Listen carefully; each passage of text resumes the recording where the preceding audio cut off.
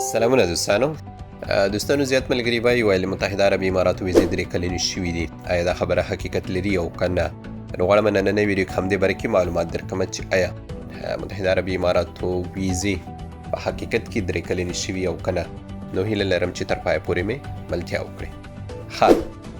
د هر سره مخکې کوم چا چې احمد ټایمز په ټیک ټاک کې نه وي فالو کړی، تاسو کولی شئ چې ټیک ټاک کې هم درسره فالو کړئ. را به شو د 3 کلنو ویزو موضوع ته چې متحده عربي اماراتو اوس ویزې 3 کلنې کړي او که نه. دوستانو دې برخه کې چې ما پلټنه کړي چون ویلي شوي دي چې نوي قانون له مخکې به ویزې 3 کلنې کیږي، خو تر اوسه پورې پوره وضاحت دې برخه کې نه دی اعلان چې دا ویزې به هر چا لپاره 3 کلنې کیږي که مشخص خلکو لپاره به 3 کلنې کیږي. خو کله چې ما دې برخه کې پلټنه کوله د خلیج ټایم کې ځینې معلومات ما ولیدل، تاسو ته سکرین باندې ښکاري چې دوبۍ 3 کلنې فریلانسر ویزې ورکوي، خو هغو کسانو لپاره چې ټیلنټډ پاس ریکوایرمنټ یې پوره کړي.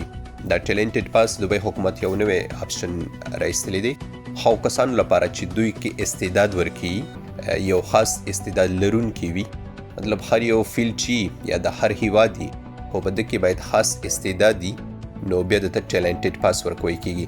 کله چې ټیلنټډ پاس ورکړی شو نو دته به 3 کلنه فریلانسر ویزه ورکړی شي، په فری زون کې به افیس لپاره ځای ورکړی شي.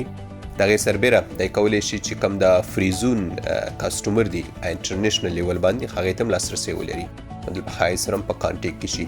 نو کوم څوک چې ټیلنټډ پاس ریکوایرمنټ پوره کړي دوی ته به 3 کلنه فریلانسر ویزه ورکوی کیږي.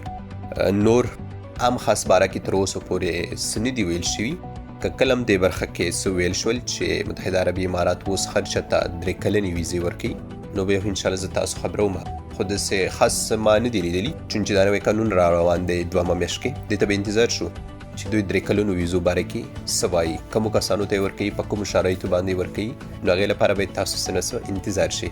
لږه ګزار کوئ تاسو هم داسې نه ده چې زه څه نه خبرېږم او یا زه څه تعقیبوم نه، خو زه کوشش کوم چې معلومات په هغه وخت کې تاسو ته خپاره کړم چې کوم وخت کې تاسو ته ضرورت دي. نور د ورځې ډېر څه خپرېږي، ډېر څه کېږي، هغه خو داسې نه ده چې زه خپاره کړم. زه ګورم چې مونږ خلکو ته کم څه ضروري دي، په کم وخت کې ضروري دي، نو هغې مطابق ورته ویډیو جوړوم. نور انشاءالله که څه تاسو هغې لپاره احمد ټایمز تعقیبوئ. سمه ده؟